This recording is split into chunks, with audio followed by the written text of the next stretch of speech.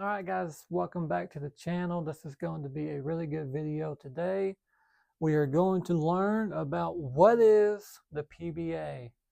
And that's a question that a lot of people should know how to answer, but do they really?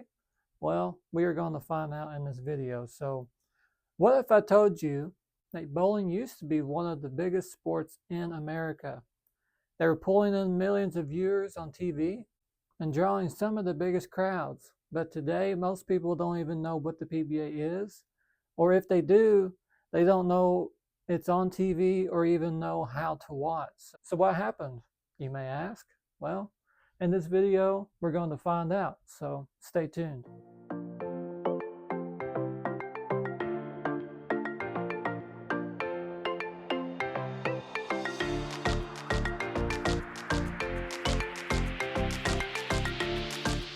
All right, welcome back. So let's go ahead and answer the question of what is the PBA?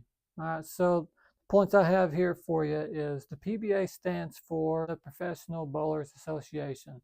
Now that's very obvious, but if for some reason you don't know what it stands for, there you go, the Professional Bowlers Association. It's the highest level of bowling in the entire world. It's where the best bowlers compete for titles, prize money, and legacy. Each event is about survival of the fittest and having the will to win. The fight is in qualifying and grinding each tournament to try to make the cut. The PBA bowlers are bowling on the toughest conditions each week, which require constant adjustments. Now, those of you all who've been watching bowling your whole life, this is very obvious to you, but in every single video I do this on purpose, just basically for the people who haven't watched the PBA or maybe who may not be involved and are just getting involved. You got to know the history before you can move forward. And so that's the whole reason why I even do these videos, is just to allow people to learn. And if you all don't like that process, let me know in the comments down below. That way that I can change the format a little bit, maybe to kind of fit whatever people want. So again, that's the whole reason why I do these videos. It's just basically to allow people to learn where we came from and to where we are now. All right, so let's take it back to the very beginning. So the PBA was founded in 1958 by a group of 33 professional bowlers who wanted to turn bowling into a real career. Now, if you want to learn more about the history of bowling, I did make a whole video about that, and I will go ahead and link that here. The next point is it was started by Eddie Elias. And so if you ever heard of the Elias Cup that they have today, that was named after this man right here who founded the PBA. And he was a bowler and a sports agent who saw the potential in bowling to be a professional sport. But before this, there wasn't a structured or a regulated professional tour. These guys were taking a big risk in creating this because this had never been done before. They weren't just building a league, they were building an opportunity to compete on the biggest stage. Basically what he did was he gathered 33 other bowlers in order to really create this thing. And so that's how it all got started. It was just an idea. That's how most things ever get started. Just an idea, but you got to get people to buy in. And the people that you have to get to buy in are the ones who are involved in that thing. So those are the only people that can really get something going, just because they are a part of it and they know what it's all about. And so that's what he knew. And that's how it all got started back in 1958. Let's fast forward. Let's go to the TV boom. And this is where really the PBA bowling tour really got going. It got out there to millions of people. So let's go and cover that real quick here. So this was the golden era of bowling. In the 1960s through the 1980s, bowling became a TV phenomenon where millions of people tuned in each week to watch bowling on ABC. It was called the Pro Bowlers Tour. And bowling would air on Saturdays, which became a prime slot for TV. So I know for me, my grandparents have talked about, my parents have talked about, this is what they did whenever they were younger. You know, they grew up and they knew bowling was coming on, and then they would watch. And it was fun, you know. My dad's favorite bowler was Johnny Petraglia. It was a big thing back then. I mean, 60s, 70s, 80s, even going into the 90s. It was a really big thing. I'm telling you guys, this was the golden era. The top bowlers became household names. Who were they? They were Earl Anthony, Dick Weber, Mark Roth, Don Carter, Marshall Hallman, and Johnny Petraglia, like I just mentioned. It worked because it was simple and easy to understand. The TV personalities are just as important as the athletes. And so the big name back then, it was Chris Schenkel. He was a huge name. People, they looked forward to listening to him. So the fans, they just didn't watch. They followed the athletes every move and looked forward to listening to Chris Schenkel call the match. And I know from listening to people, people that grew up during that time period, they loved watching. They loved looking forward to those key matches coming up on TV. It was a huge thing. It was almost like looking forward to the big basketball game this weekend, or the big NFL game, whatever team that you look forward to watching. That's what bowling was like back then. It was a big thing. And with that, for me, in my opinion, came a lot of these local tournaments that was huge. Because even something as simple as the Honkey Classic that's held in Cincinnati, it was a huge thing back in that time period. And from stories that I hear, they were giving away cars.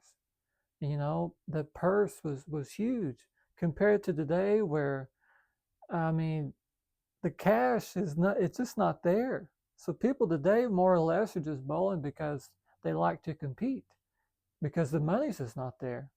So anyways, so this was a big turning point. This was the turning point number one. So in the late 1980s and 1990s, the decline begins, and things are starting to change.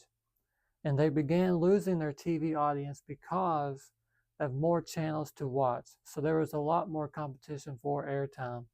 Eventually, the networks moved on because viewership dropped, which was a huge shift in the sport. So when ABC stepped away, ESPN then took over. So without exposure, what happens?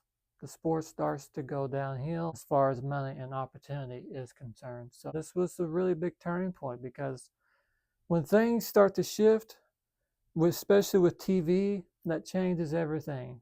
It's probably one of the biggest shifts in the sport today, just because it went from a prime time event to a sport that only bowling fans would watch, or even sometimes casual bowling fans. But the people who didn't even know about bowling, they wouldn't watch it no more because they had more things to watch. And I think this really changed the sport forever. All right, so let's go to the second turning point. So in the pre-1970s era, bowlers used rubber and plastic balls, but soon everything would change. This is where technology with bowling in general explodes and changes everything. So new balls, urethane, and then reactive resin, which created hook, but with that came more complexity. The oil patterns changed and more were created over time, and so lane surfaces became harder to bowl on and adjust to. So in essence, the game became harder for fans to understand, and when fans don't understand what's going on, they stop watching. And it's still true today, because I talk to so many people and they don't even know about oil patterns. And so whenever you have people who just bowl for fun, they don't really understand how hard the game is. And really, I think that's the biggest turning point for this game, is if they understand how hard it is, and they actually get involved, well, then they actually learn to love it more. It's just because it's so hard. Just like the game of chess. If you knew yourself how hard it was, and if you like to challenge yourself, you want to be a part of it. But people actually have fun just watching it. It's like they have fun watching poker. But the problem is, you got so many different options today. So what's the biggest sports here in America? It's football, basketball, baseball, golf. Those are the things that people watch every single year. But see, what those sports have over us, especially baseball and basketball and football, they have teams. Like for me, I follow the Reds, I follow the Bengals. But if I wasn't a fan of those teams, I probably wouldn't watch. And so I think that's the difference. But whereas golf is concerned, what's the difference between golf and bowling? Well, golf, they're on primetime television on every single match. And so even if they're not on primetime television on every single round, like let's just say they're on the golf channel, well then what they do is they move from the Golf Channel to Fox or to NBC or to CBS, whatever network that they're partnered with. And then that's how they do it. And so whether they're on ESPN or whatever, golf is everywhere. Whereas bowling, it's not. Bowling is not everywhere. And so to me, in my opinion, I think it should be. What's the next big turning point? So the PBA lost some mainstream exposure, which in turn, over time, the athletes lost their mainstream status. But there were a few that were still around and new athletes that were coming up that kept some attention on the sport. So as exposure dropped, fewer stars broke into the mainstream. But if you're like me and grew up watching bowling in the early 2000s, then bowling felt big because I mean, it really did. It felt big to me. So, and that was people like Walter Ray, Norm Duke, Chris Barnes, Pete Weber, Parker Bowling third. You know, Chris Barnes, he was my favorite bowler. I don't think Chris Barnes was a lot of people's favorite bowler, but he was my favorite bowler. He was my brother's favorite bowler, and so we look forward to watching him. Never came on ESPN. That was a big deal. That was a big deal to me. And so I always look forward to watching it. I look forward to watching Walter Ray face Pete Weber in certain matches. I mean, that was a big deal.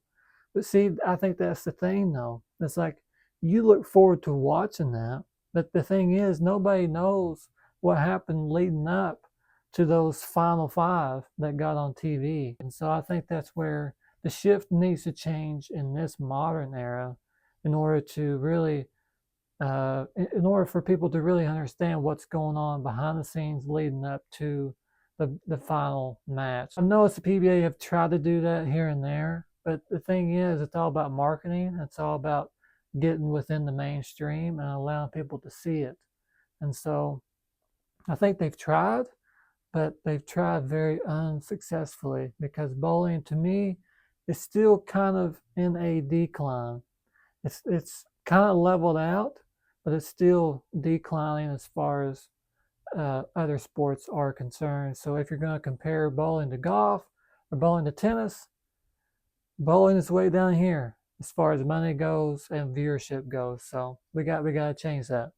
So this to me is the after ESPN era, and this is the modern era. So it started with some events being shown on CBS Sports, and I remember that ESPN, they would kind of go back and forth with CBS Sports with certain events. Then eventually Fox took over for a while. So with this came the rise of streaming.